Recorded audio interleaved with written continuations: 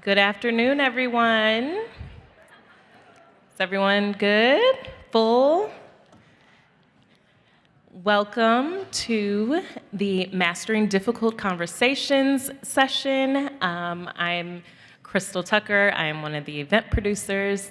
I am here to announce that our presenter will be joining us virtually. She had an injury, so we're making this special accommodation. We're very grateful that she is still able to present. So we will take your questions still online and in person. And please enjoy Shereese Floyd. Hello, everyone. Thank you so much for just your patience with me. I had a foot injury, heels that are a little bit too high, probably need to retire, but I'm really excited to be in the space to be able to teach this with all of you today.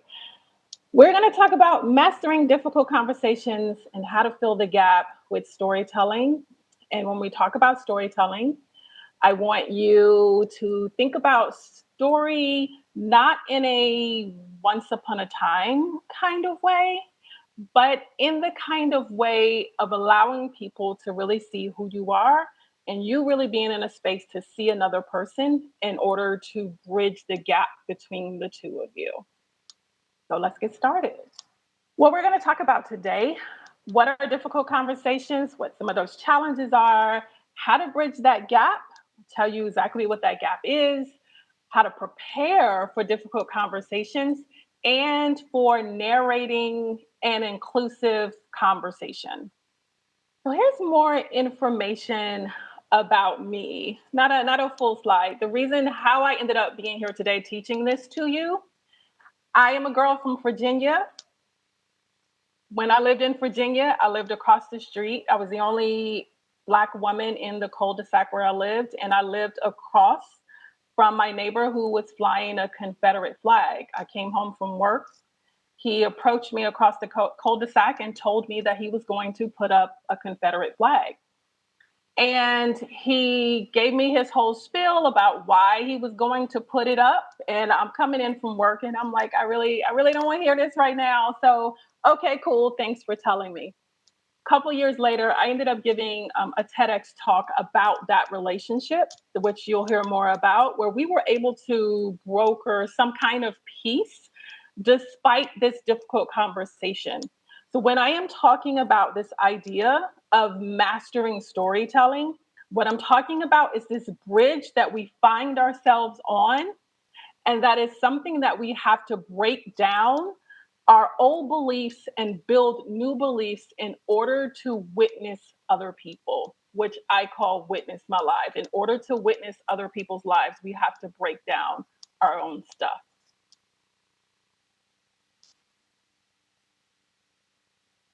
So here's a poll for you. Do you believe sharing personal stories can positively impact the outcome of difficult conversations on diversity and inclusion? Look at this. You guys are all in the right room. Please excuse me. I am teaching myself how to stop saying you guys. Some grace. I will be mindful as I'm saying that. I'm a girl from Virginia, but I still have to unlearn that. So my apologies. Great. This is good to see. All right. We're going to have a great time. Awesome session. What are difficult conversations and are they necessary?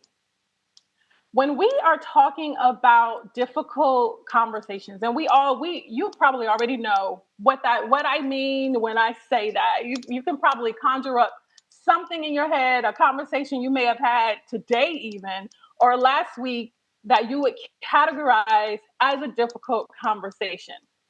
It really is a dialogue where the participants need to address a sensitive or a contentious issue. And if you have been in relation with someone and there is something that you are not getting, a difficult conversation, that means a difficult conversation needs to be had. It is the bridge between what you want and what you need. And it's not always, those two things are not always the same. Here are some examples of what a difficult conversation looks like. We all know what they look like, what they feel like, somewhat kind of icky sometimes. I really want to draw your attention to when we're talking about in the space of diversity, equity, inclusion, justice, and belonging, the conversations around unlearning and the conversations around microaggressions and inclusive language become much more difficult sometimes than we would like them to be. So this is just some examples of what they are. There are conversations that feel just a little bit not quite right. And we'll talk about why that is. These conversations are difficult for a number of reasons. We're coming in with our opinion. We think how we think. It is what it is. We have our judgments based on our experiences, our expertise, and our point of view. But there is a conflict here. There is the potential that you're not going to get what it is that you want, which means that all of this emotion is now a part of the conversation because now you've got a vested interest in getting some sort of outcome from this. There's stakes. You've got something to lose here. But what really makes these conversations difficult is the story. It's the stories that we are bringing in. It's the stories that we are telling ourselves.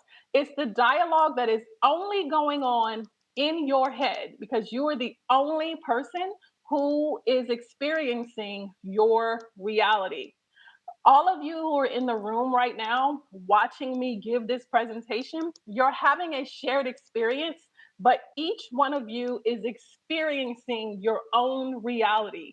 So as you come into a conversation, this part of it is the thing that you have to be able to overcome or have enough awareness of who you are when you're having the conversations. Why are these conversations necessary? Some very, very good reasons here. Relationships being the number one reason of why they're necessary. When we're talking about difficult conversations, understand I am not talking about building relationships with people who are intent on misunderstanding you or who are in a place where they cannot hear you. If you are in a situation where there is a relationship that needs to be built that is necessary to your life, maybe it's a personal relationship, maybe it's a friendship, something that is going to move your life forward in some way or add value to your life in some way, then these conversations become important because, again, you've got that vested interest and you have those emotions and something to lose within that conversation. These conversations become important when we're talking about addressing injustices because it's being able to see our humanity for what it is, not just what we think it should be. These conversations are important for crisis management.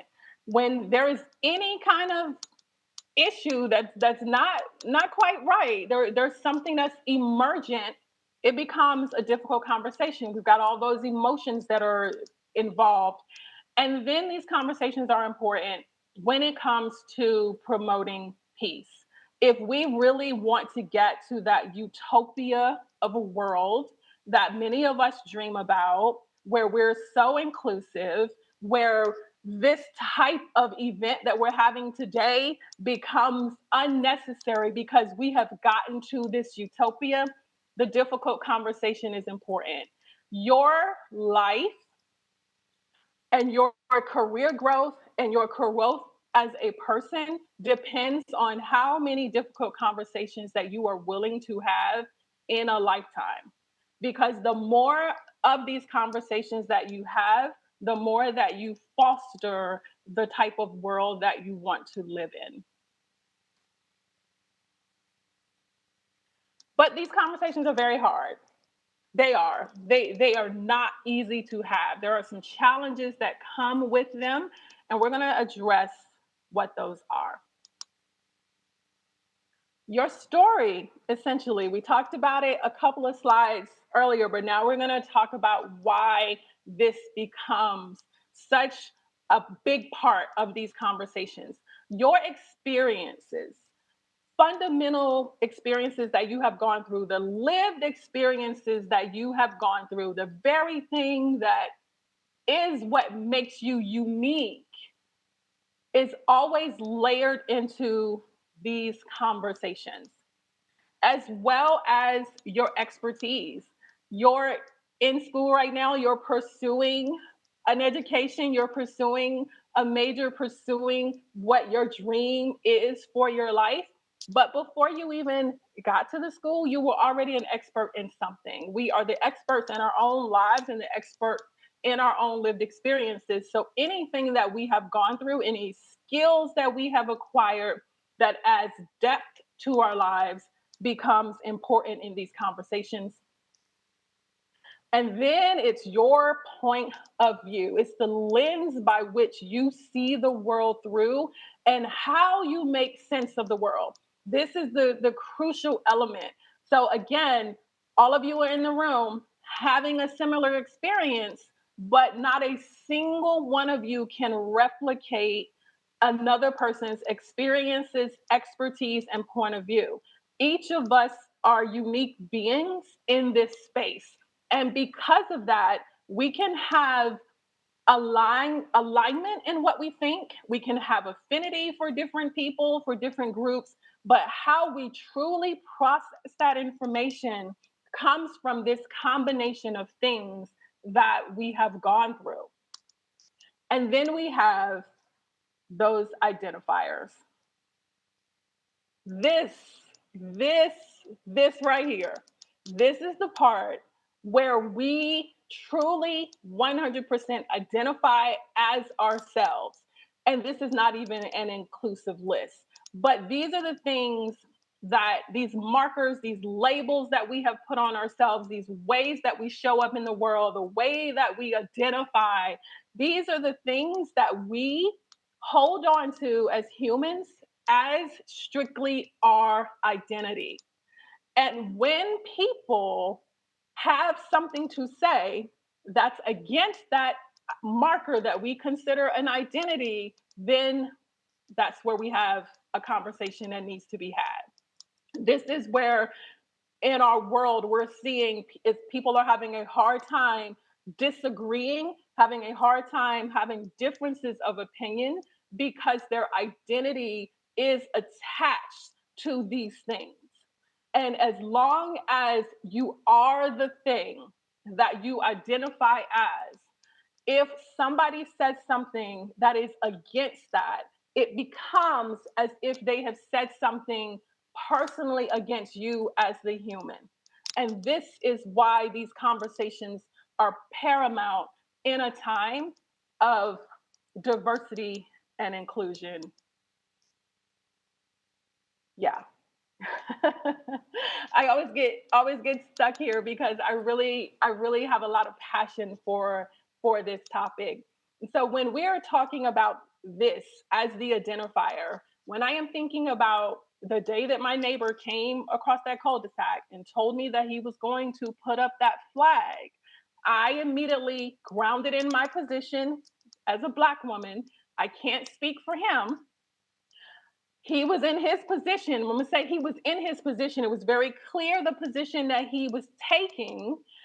And the fact that that flag was going to go up across the street from my house, where I would see it every single day when I opened my door, when I'm looking out the window, when I came home from work, it became a thing where it felt like I was not being, like my identity was under attack.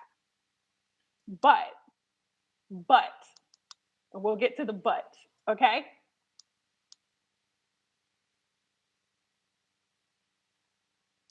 So difficulties in these conversations, because we as humans, we do what humans do, right? We dig in and we are going to make our position known and do what we have to do in a situation. So, in a difficult conversation, a person is going to take one of three positions. And these conflict positions usually can make this conversation a little heavier than it needs to be. So the first one is the hero. This is the person where you're having that conversation with, and they're pretty much like they saved the day, can be a little bit patronizing. I did my part. You figure out what you're gonna do, but I did my part. Like I've got my full cape on. I've done it. It could be a little condescending. So think about conversations that you have had in your life and think about where you have landed. Have you ever taken that hero stance where you were just like, the person is coming to you with a concern and you're like, listen, I did what I was supposed to do. We're not having this conversation again. We're not having this conversation again. And this is what we're doing. Okay? All right. Having some tech here. Let me take this off. Okay. So then we have the victim stance. And the victim stance is where you immediately go into the feeling of being attacked. You immediately go into that it's not my fault. I'm the one that's wrong here. You have maybe a passive stance about it. You are the wronged party. And there are many times where somebody will come at you wrong and you are wronged and you are mistreated. But how you process this position will go a long way in terms of how that conversation is going to turn around for both you and the perpetrator or the villain, so to speak. And then the third position is that villain position. This is the position where I did it. You accepting it? Yeah, I said what I said, and I meant what I said. It's that position, right? Yeah, I did it, and what are you gonna do about it? I did it, right? The villain is the one that comes in and contributes to the us versus them mentality. It contributes to the bad guy. And there are people who will take on this villain persona and they will live in that villain persona and they have no interest in trying to come to some sort of common ground. So these three positions, coupled with your story, makes these conversations so much harder. And as humans, we all do it. We have all been in these conflict positions. I was the victim when my neighbor came to me talking about a flag. I was very much in the victim mode. But there was a turn in this relationship where we were able to come to a place where we could say that we could live in peace. But initially, I was a victim. So you have your hero, you've got your victim, and you have your villain. And this is what makes these conversations so much harder to have. But what do we really want when we have those conversations?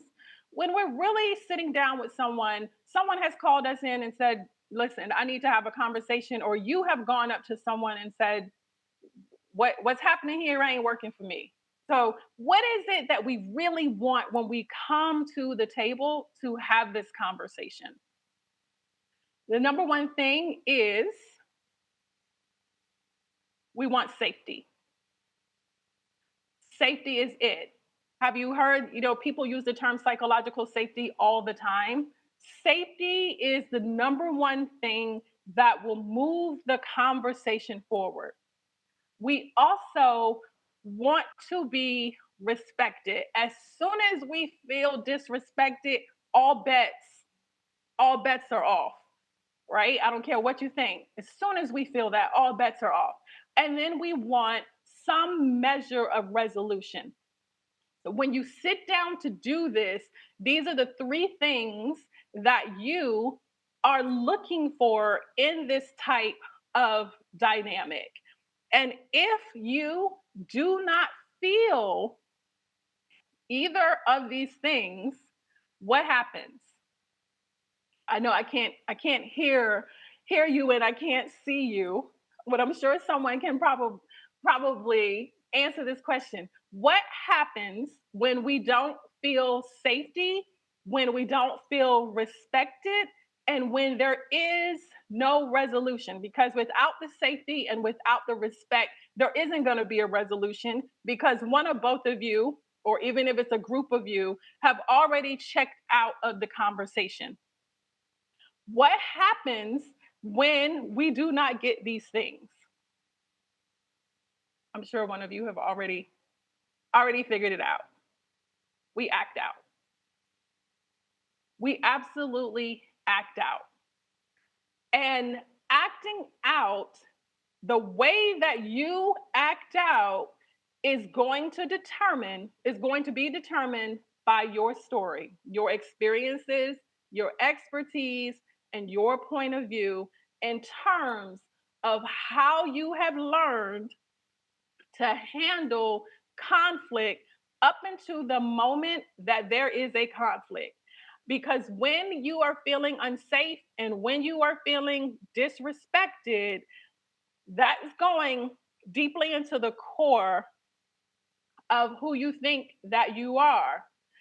This is what that acting out looks like. And I will raise my hand. I am an absolute 100% withdrawer. When I shut down, when I don't have anything else to say, you have I'm good. I'm absolutely good. This is my number one way that I act out in a difficult conversation, which is the same thing that I did when talking to my neighbor. So we're acting out. We're going to go into silence. We're going to shut down. It doesn't matter what anybody says at that point. You don't want to hear it. You're done. But you also may go into a joking mode. It's funny to you, or you get really sarcastic, or you redirect the conversation into something else. And that would look like someone's coming to talk to you about something that you said, that where they felt disrespected, and the way that they are bringing it to you makes you now feel disrespected. So you're going to redirect the conversation into something completely outside of the conversation, completely excuse me, completely different. Or if you're not choosing silence, you're going to choose violence. Violence is where we start attacking, we do the name calling, we start labeling people, telling them who they are, what they are. We start trying to take control of the situation. You're not going to talk, or you're only going to talk about certain things. Excuse me. Oh, you're only going to talk about certain things, or you're going to get violent. And the violent piece could either be standing up, getting in someone's face, the yelling, the finger pointing, even to the point of escalation beyond that. Safety and respect are huge, huge, huge, huge triggers when it comes to having difficult conversations. If that foundation is not laid in a way where both people are feeling it, and there's different times. This is not something that's a fixed quality. There are different times where you're going to feel it's going to ebb and flow within a conversation. But if it's a constant, maybe you felt disrespected, you called the person out and they were like, okay, good. And then they did it again. Maybe you called them out, they did it, and then they did it again. Oh, now it's on, right? And so that safety and respect becomes really, really important before we get to this point of acting out in either silence, which is withdrawing from the conversation, or taking on a more aggressive posture and acting out with violence.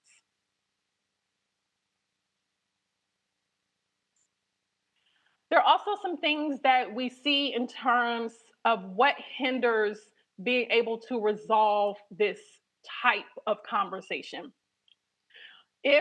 If there is a measure of safety, if there is a measure of respect, but you're still having the issue with getting resolution, it could come down to a lack of empathy where people just aren't willing to be vulnerable enough. And this is where that storytelling piece becomes really important. You just aren't willing to let people in. And again, we're not talking about story like once upon a time. We're talking about the story of you and allowing people to see under the thing that you show us as yourself, allowing people to see behind that. You could have a communication breakdown where you're just not coming together in terms of the language that you're using or really truly being able to get to a place of resolution. When you've got stereotyping and oversimplification happening in something that's really heavy, that also can kill resolution and your inability to collaborate. And then that cycle of blame that goes over and over and over.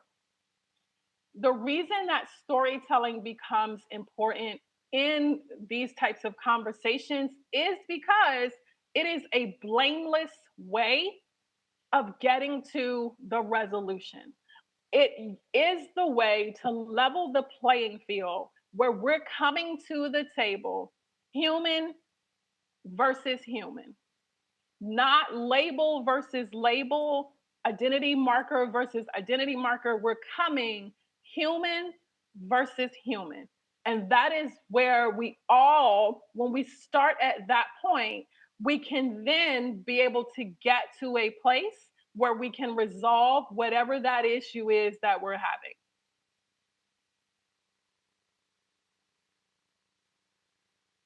So these three positions, the hero, the victim, and the villain, they all play a role. They can play a role in resolution, but they can also hinder resolution. And as humans, we have to be self aware enough to know when we're in one of these three positions and when we have to put this down in order to get to the place that we need to. And remember, we're talking about relationships that matter to you, relationships that you need in some way. It might not be a long term relationship, it may be, a relationship with an advisor that you have for a year or so, but you need it. You need the relationship. So the hero has a tendency to impose their solutions. This is where people tell you what you're going to do based on how they feel. And we've all been there, right? I know that my solution is the solution for the whole of the world. That's that position, and a lot of us kick back on that. Victims have a hard time taking accountability for how they may have contributed. You may have been the ultimate person that was wronged in a lot of situations. It takes two positions in order to create the conflict. And sometimes we cannot be very clear of our own self-awareness and how we move through the world, and somebody can point that out to us, and depending on how evolved that we are, we can take that and say, yes, I know I have a tendency to do that, or we can completely disregard it. And then villains have a tendency to escalate the conflict. They are very defensive, they're very confrontational. And even as I say that, I'm sure you can think of people around who are constantly in this position, like moving through life, constantly being confrontational and being defensive. And these three positions, they can help when you are aware enough to know what position that you're in. But when you are not, they can also hinder that resolution that is desired from having that conflict resolved.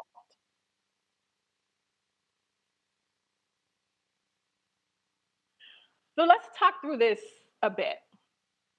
We have two people here who are on a bridge.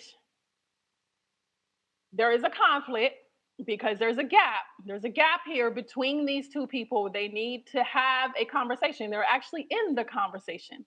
As you can see, they're not that far apart, but both parties are bringing in all that stuff that we talked about, right?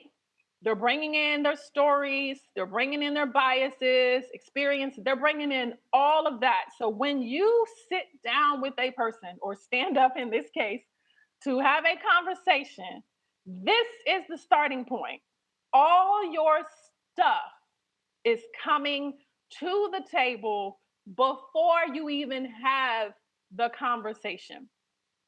So when you're thinking about that story, can the story help the story that you have in your mind? Now, if this is a conversation that's caught you off guard, maybe somebody has said, "Listen, we're gonna have this conversation," and you did not know that it was coming, immediately you're gonna go into the story.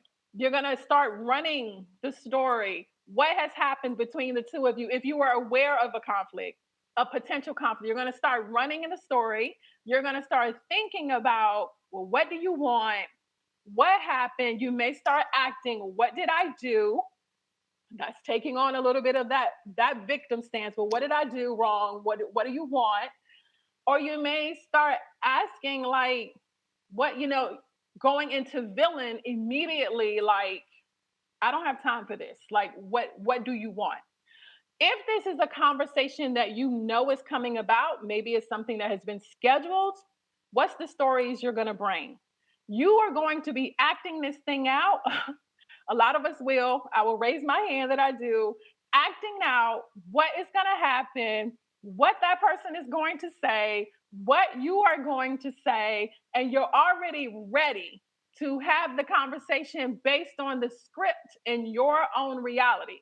Remember, we talked about the story is your perception. What are you bringing to the conversation? So you're starting here. Starting here.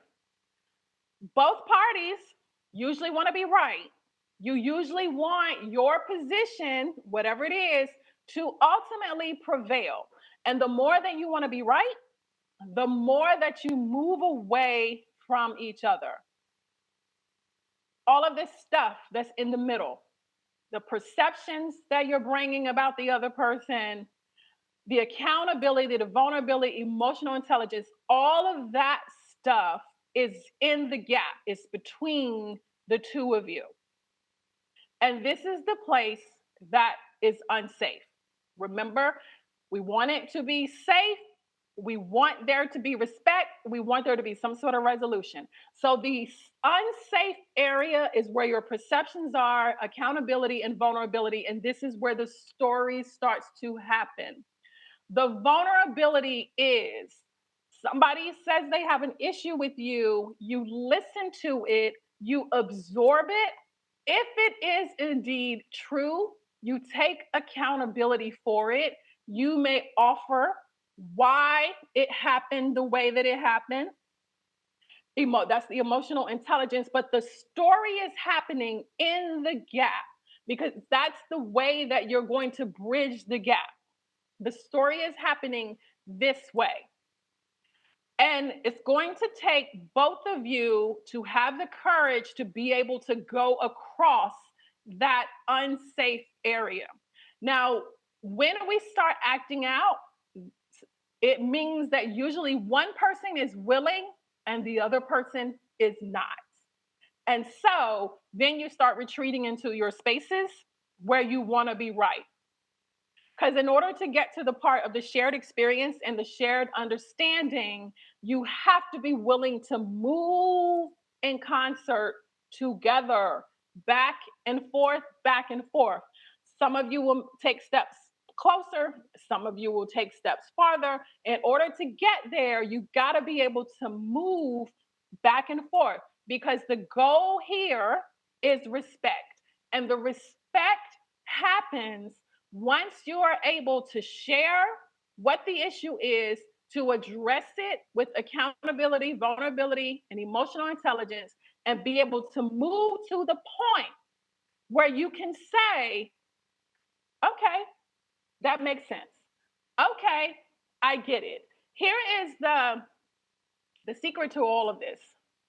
We don't have to understand each other to live in peace. We don't. That neighbor that I told you about, I wasn't the one who came across the bridge. He did. He came across the bridge on the first day to tell me that he was going to put up the flag, which he did not have to do because it's his home. You could pay, he paying for it. I'm paying for mine. You can do what you want to do. A couple of weeks go by, he comes across the bridge again and asked me and offered me eggs from his hens that he had in his jar. He had some extra eggs. And that is where we started to have conversation around who he was, what his background was. 30 years into the community, he knew everybody's business. He was funny. He was a really cool guy, really cool man. Excuse me. He was a really cool man. We never were going to come together on what we believed, but we had a shared experience where we cared about our community, we cared about our neighborhood, and thus, in sharing each other's story, we had respect for each other to see each other for humans and not as these entities of right, wrong, political parties, rape, all of that as human beings. And this is where this allows us to get to. Because what we really want in the end is that we want the outcome to be equitable, or we want it to appear to be. And the only way that we get to that is when we allow people to see a little bit of who we are internally. That I could say to this neighbor, yes, it's uncomfortable for me to see this. Yes, it is not something that I want to see every day, but I can appreciate, thank you for telling me, thank you for trying to bridge this relationship. And when I moved from Virginia a couple of years ago, he was the one at my door giving me a farewell. That is what shared experiences can do around our stories. All right, let's talk about what bridging this gap looks like and how to narrow this divide.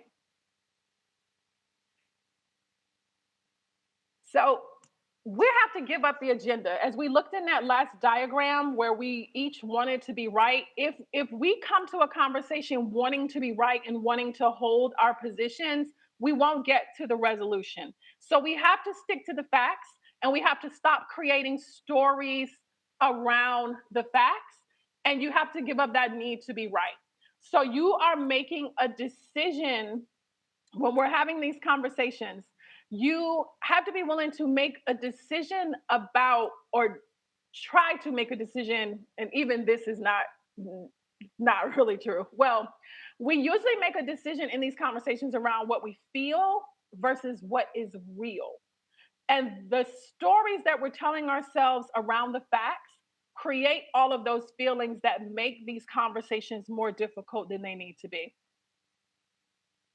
The next is that we have to accept that it is going to hurt. And this is the part that we fight against. When people come against those identity markers and we get defensive, that's what we're fighting. We're fighting the hurt. How dare you speak ill of me in this way? Where they might be speaking objectively, but you have made it subjective. So you have to be willing to own that it is going to hurt. It's going to be uncomfortable. It's the very nature of what it is. In order to get to that shared understanding, and I'm saying understanding in air quotes because we don't have to understand each other. We're just getting to the point where, like, okay, this seems like a fair outcome. I can live with that. But you have to accept that it is going to hurt because it's going to pick at something that you have pulled, you take on as who you are. And then we have to partner with someone who cares about whether or not we get it. Again, we're not talking about people who are intent on misunderstanding you. We're talking about people where this relationship matters. And so healing this divide means that people are going to have to be willing to go in. Remember, when you're on that bridge, you're moving back and forth in order to get to the resolution. It is going to take emotional labor, and you may do more than what the other person is willing to do. And I would say that only works if that other person is creating that safety and respect for you in order to do it. Ideally, both people will, but there are times where you may take 5 steps in order to get to the resolution, and somebody else might take 2 steps in order to get to the resolution. It doesn't mean because you took more steps that you are doing the most. It means that there may be something in that person's experiences, expertise, and point of view in their story where there is a barrier that needs to come down, and it's harder for that barrier to come down in them than it is for you. Okay? So these are not fixed states. All right?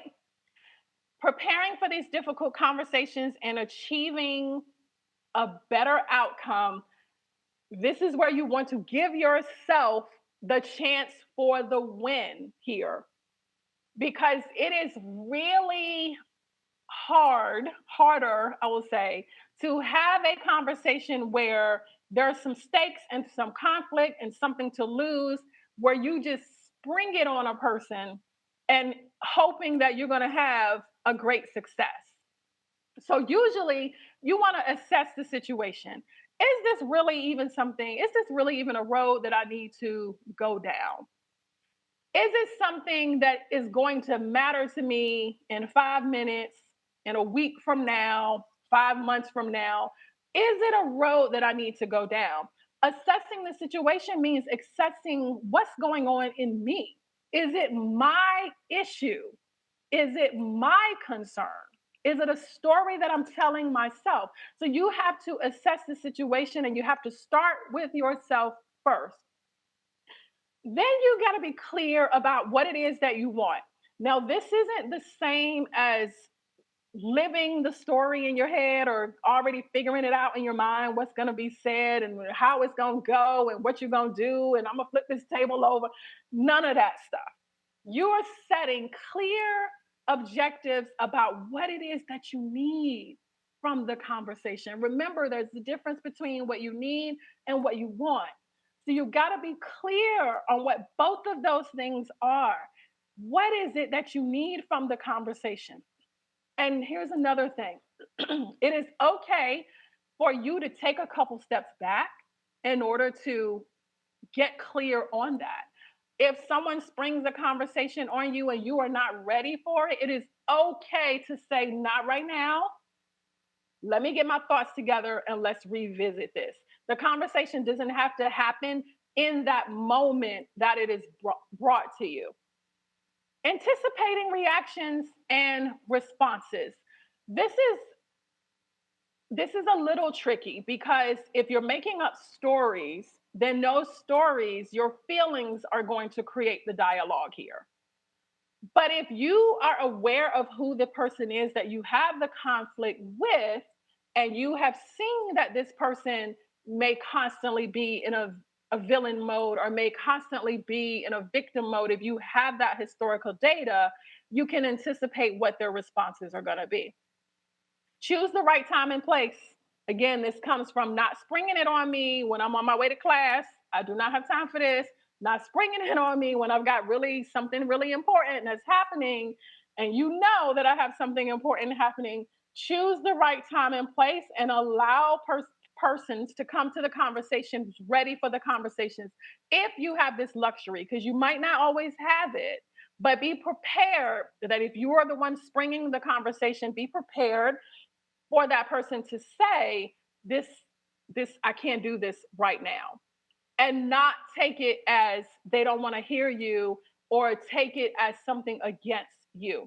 And then build rapport and trust. And this is what goes along with, if a person says, I can't do this right now, Be okay with it. Okay, when can you do it? When can we come to the table? What is going to work for both of us? If you do the prep work, the conversations can go a lot smoother. And the prep work can also allow you, if it's an issue that you need to address, the prep work can allow you to get into the mind of the vulnerable place that you might have to go to in order to get to that understanding. That is the story we're talking about. What is it that I need to say? What is it that I need to be prepared for? So it's not just always about the other person, it's about you as well. Narrating the inclusive conversation. How do we foster this in every chapter? All right, let's take a look at how this kind of plays out. The stories that we have to let go of in a difficult conversation. I think there was 70% of you in the room who said that you believe that your personal stories could help in this space. The stories that we have to let go of is that us versus them mentality. Us versus them is not a fixed quality. It's not. Us versus them changes. So there could be a time where you could be the us versus the them. And then in another iteration, you are them. This does not, it's not fixed. So when you come from this mentality, it flips depending on who the players are in the conversation or who the players are even in society in general. This flips. The story of assumptions, assuming that we know what people are thinking, what they're feeling, what they have been through because of maybe how they present themselves. We don't know. Those experiences, expertise, and point of view, we do not know. We do not know that because a person wears a certain thing, or because a person has their hair in a certain way, or because a person speaks in a certain way, that we can fill in the pieces to their story. That's not how this works. We have to give up defensiveness and blame. These are two things that will keep the gap between us. We can't overcome these things because within defensiveness and blame is built in, it's no safety there. There's no respect in defensiveness and blame, and there's certainly no resolution. The confrontation, the fear of the confrontation, and insisting on the confrontation, we have to let that go as well. There's a time and place for every one of these, except us versus them.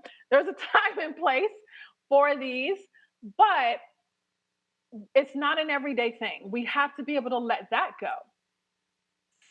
The lack of self-awareness. As we move through the world, we have to be able to know ourselves enough to know what we do and how the world is experiencing us. And if we don't know it, get in a room with a really good friend who will tell you the truth about how you show up in the world. Because all of us have stuff that makes other people's lives harder. All of us have stuff that make people pull us to the side and say, listen, we have to have one of these conversations. We all do. We don't get out of this. It's the very nature of being human. And then stories that we have to let go of are the stories that we're telling ourselves about ourselves and the story about the perception that people may have of us.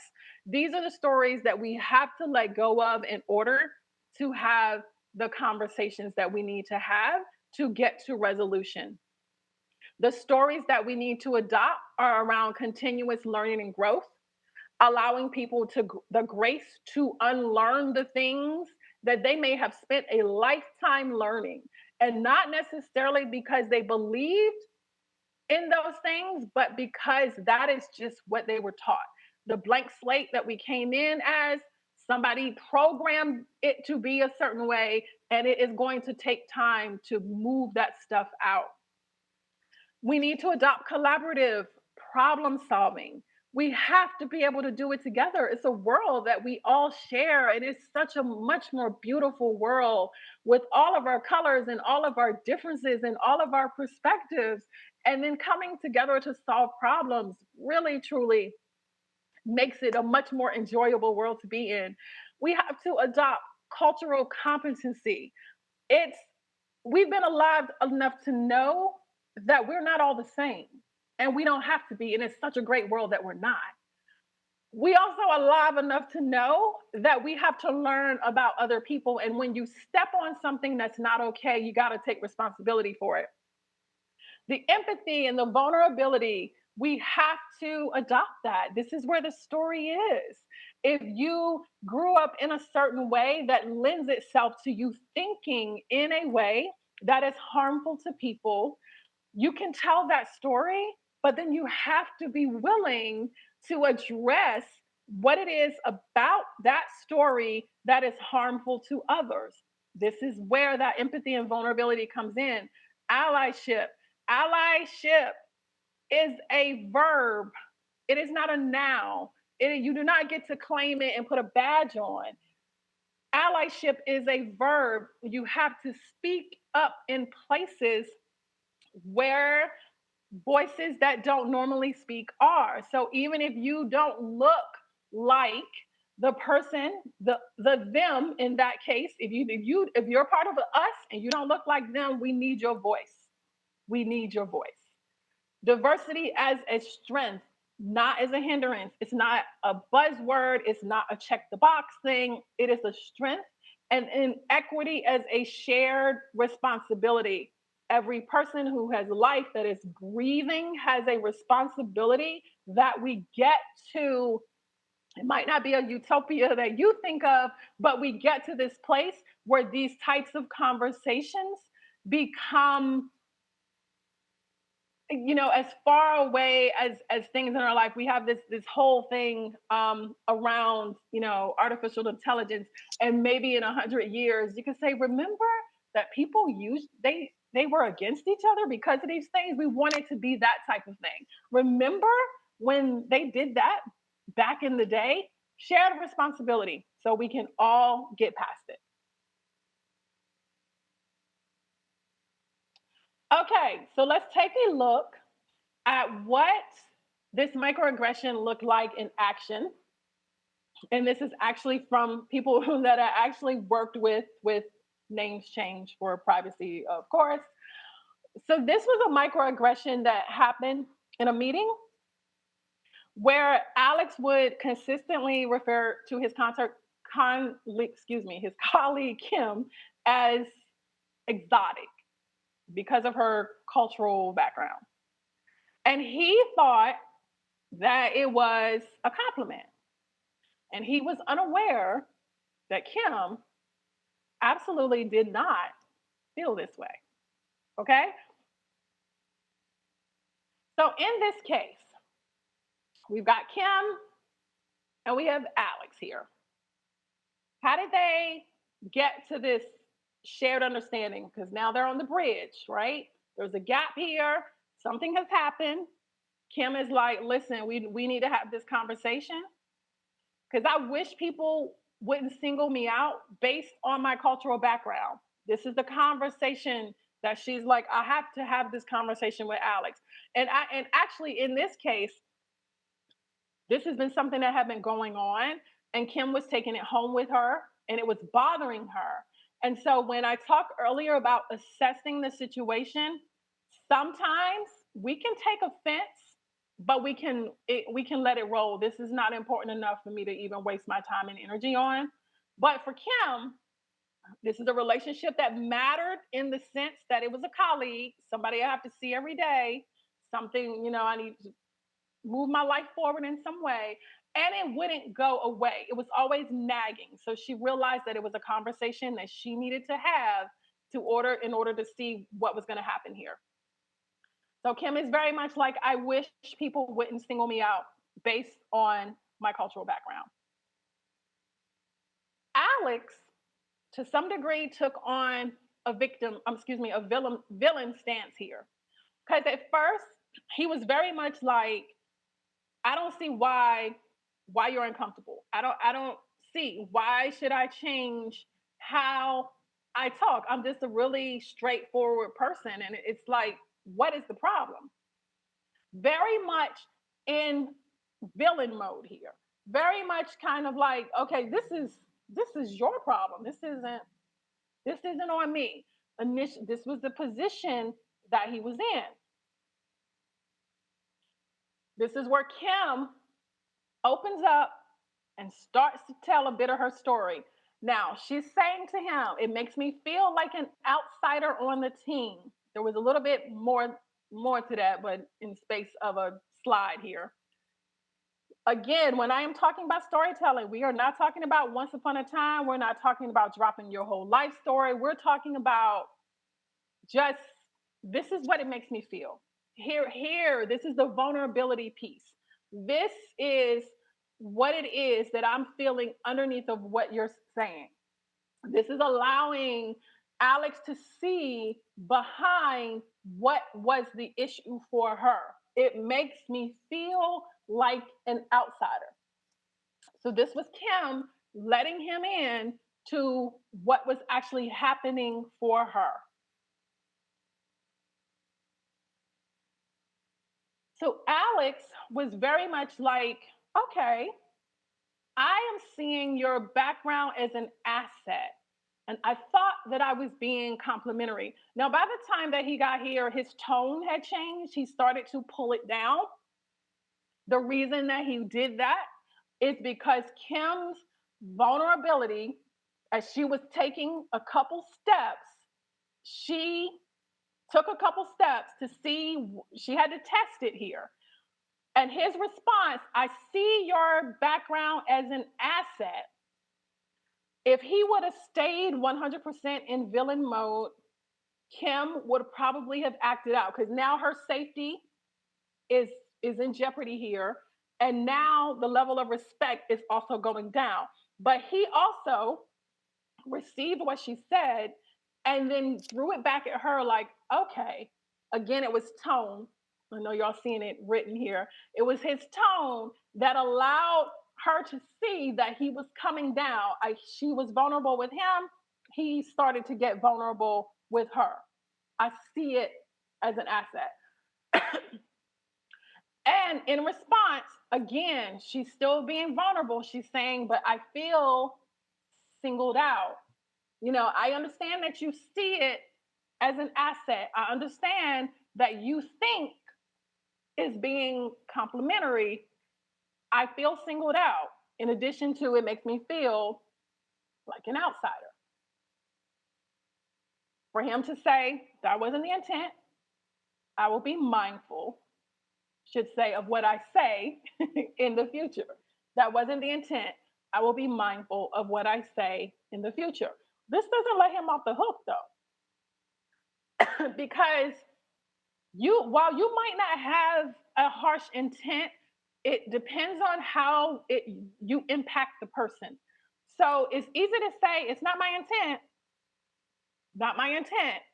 But if it has an impact on the person, your intent doesn't really matter. Doesn't really matter. It matters in the degree of how you present this. So if he would have stayed in villain mode this whole time, confrontational throughout the whole time, it would have made a difference. But for Kim, she started to see that he was coming down out of that. And so she was able to say, listen, moving forward, let's find some alternative ways to address diversity that don't single out cultural expressions. And they were able to resolve this issue that they were having. Because remember, what did we say? We want the outcome to be equitable or appear to be. Was it something that she could live with? Yes, she said her piece.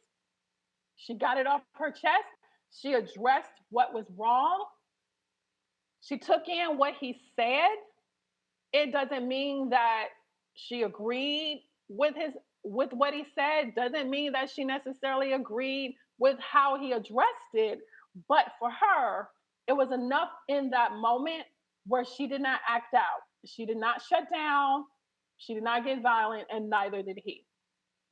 So that is how you can see those two things working out, where Alex would say, I welcome a dialogue on potential oversights. And they did have a dialogue on potential oversights. And from what I am aware of, they're still working together today. So that is how story comes together to be able to bridge the conversation. Just allowing people in just a little bit. What is a little bit about you that I don't know? What am I stepping on that I don't know about? Bringing it to that person's attention. And then being aware enough, emotionally intelligent enough to navigate that conversation in a way where you can get your safety, get your respect, and get some measure of resolution. So this worked because they had a shared narrative of growth and understanding, and they had open communication and empathy, where they both felt respected and valued at the end. And that is ultimately what we want. The most sincere thing that we ask of each other as human beings is, will you be a witness to my life? And in order for people to witness your life, and in order for you to witness the lives of other people, we have to be able to come to a space where respect is the lowest barrier. Like when people are like, you have to earn respect, respect is the lowest barrier. Respect is because you have breath in your body. But in order for us to build on that, or in order for it to go away, we have to get to a place where we can navigate what living on this planet together looks like. Because we never need to understand each other. We just need to come to a place where we can respect your life and I can respect yours. And that is how we ultimately master difficult conversations. So, I am open to questions, and I think that Crystal is going to facilitate those questions. There is also, I don't know if there is also a QR code, and it might have been the code that you just saw, a QR code that will allow you to tell me in the moment what you thought of this presentation. And it just allows me to use a cute little graphic that I can say that I did the presentation, and there's a space in there where it will ask you if you want to share. It's not talking about sharing your personal details. It's only talking about sharing whatever you write. So I would really, really love to know what you thought about this. I would have loved to see your faces in person so I could have gauged what was going on in the room. But I'm really glad to have taught this to you today, and I hope that you got some value out of it. And I'm open for any questions that you may have. All right, thank you. There are a few questions online, and if you have a question, those in the room, there are two mics over here, or raise your hand and we can get you a mic. First question online is, how do you navigate a difficult conversation if it doesn't feel safe and the other person uses your vulnerability against you? Well, that is a situation where, if this is a relationship that you care about, that there is no navigating that. If you are unsafe, and if a person is using your vulnerability against you, that isn't a ground for there isn't an open ground for the relationship to take place. This is difficult conversations mean that both people have to be respected. And the moment that somebody demonstrates to you that they will take your vulnerability and use it against you is the moment that you know that you are not safe with that person. So there is no conversation to be had at that point. Okay. Next question is, how do you navigate power imbalances in these conversations from both perspectives or when there's a power difference? Yeah, that's a really great question. Power imbalances are I'm going to say that they are perceived. Now, when I say this, I know that there are people who have, a title over us. There are people who can change our livelihood. There are people who are in positions where there is a hierarchy, so to speak. However, as two functioning humans on the planet, that power indifference is perceived. That's a story that is being told in terms of what a human having power over you. Again, we are taking into account somebody can fire you, somebody can dismiss you. We know that this is the case. If there is this and there is that perception of the power imbalance, then that has to be a part of the conversation. It has to be vulnerable. There has to be a part of the vulnerability. And in this case, if your livelihood is at stake, then there also has to be documentation of this conversation.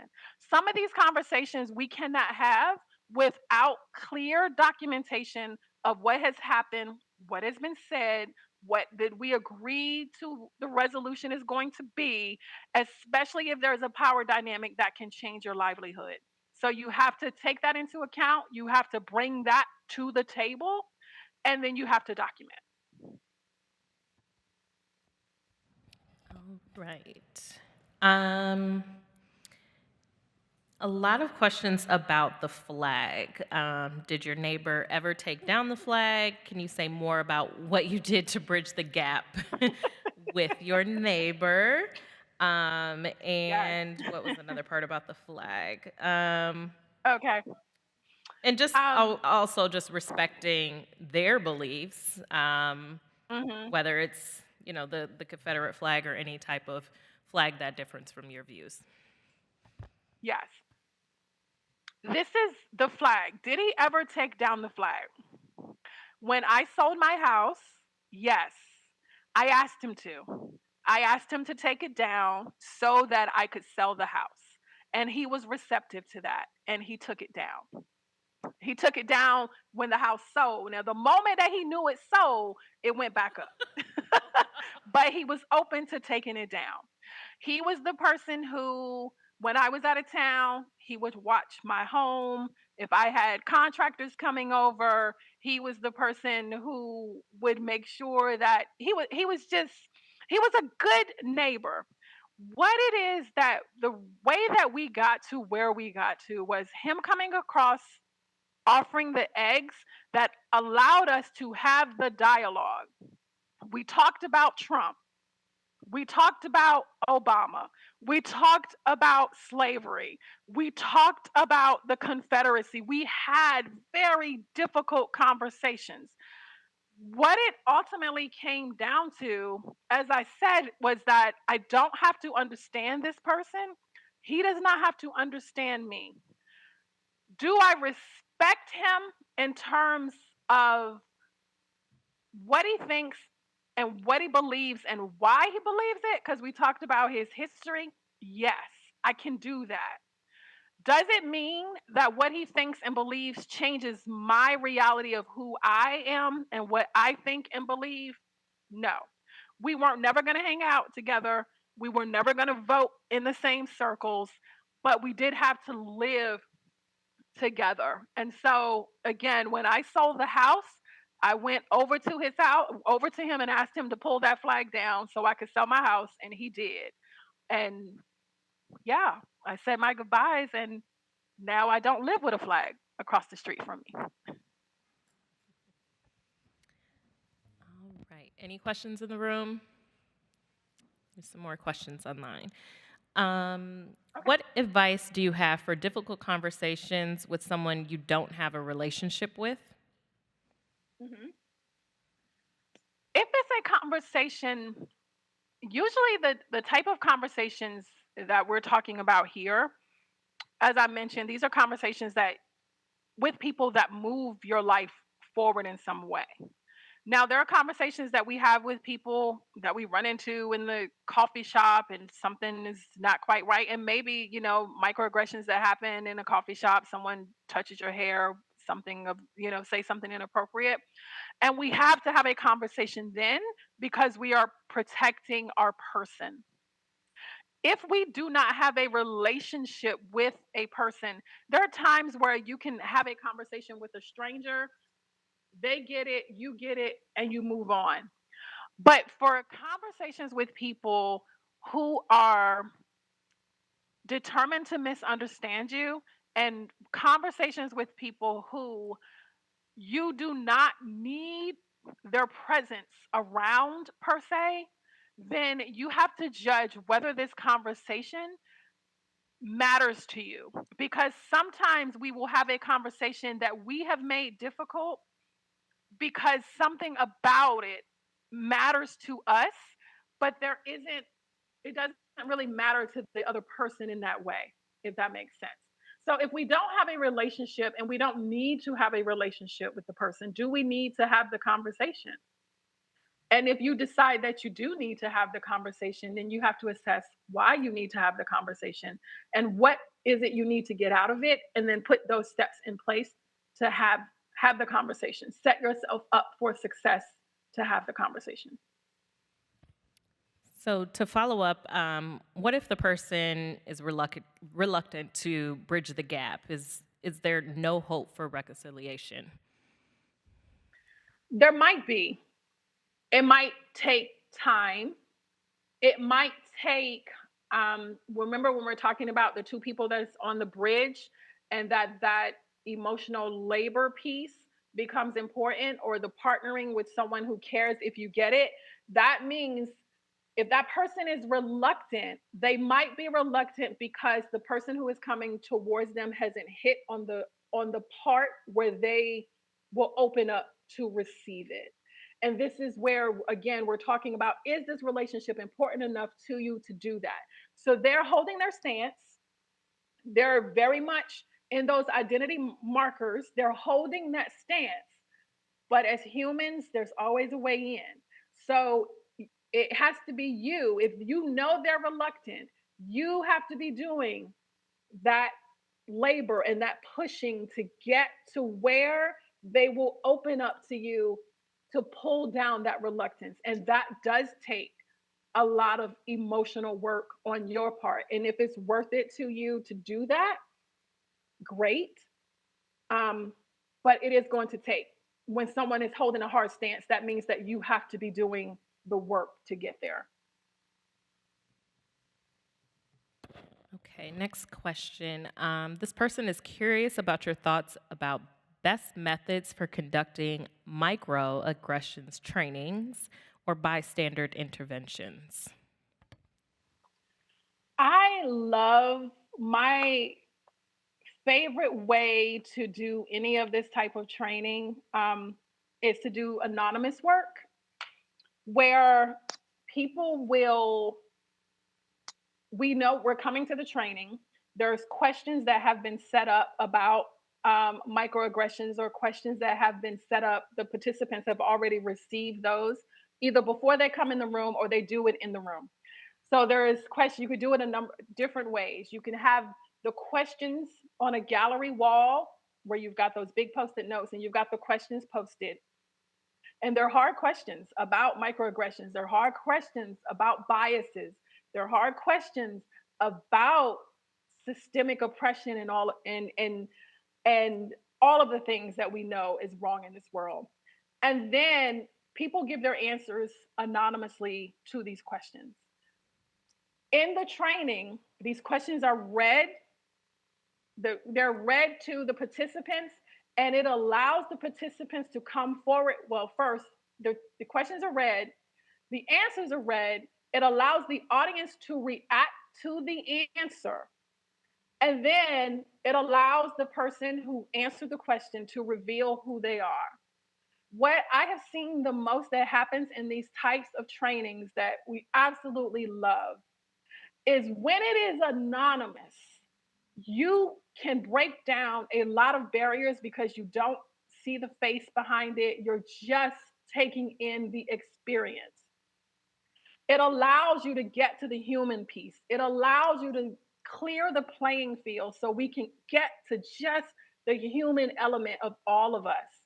And then once we have the reveal of who said what, now you have already opened the door for these two people to have a dialogue. That is my favorite way to do microaggression training and bystander intervention training, to start anonymously, because it allows us to strip down all the things and start with the humanity first. All right, last question. This person is, let's see, how do I put this? So they said, I imagine that some folks might receive the ideas in your talk as being, quote unquote, too soft of an approach Mhm. for how to advocate for social justice. How do you respond? I would respond by I'm used to that. I am very much a we are the world girl. I'm very much a kumbaya girl. I'm very much, I believe very much that storytelling is the way to heal this world. And I very much, and I own the fact that we do not have to hate each other in order to move towards a world where we can live in peace. So I am used to people saying that. I own it. I'm okay with it. And it's worked for me up until now. And that's what I'm putting my flag down on. And I'm okay with that. All right, well, thank you. Thank you for joining us virtually. Everyone is clapping. Thank you all for being in this session. We'll take a break and you can go on to your next breakout group.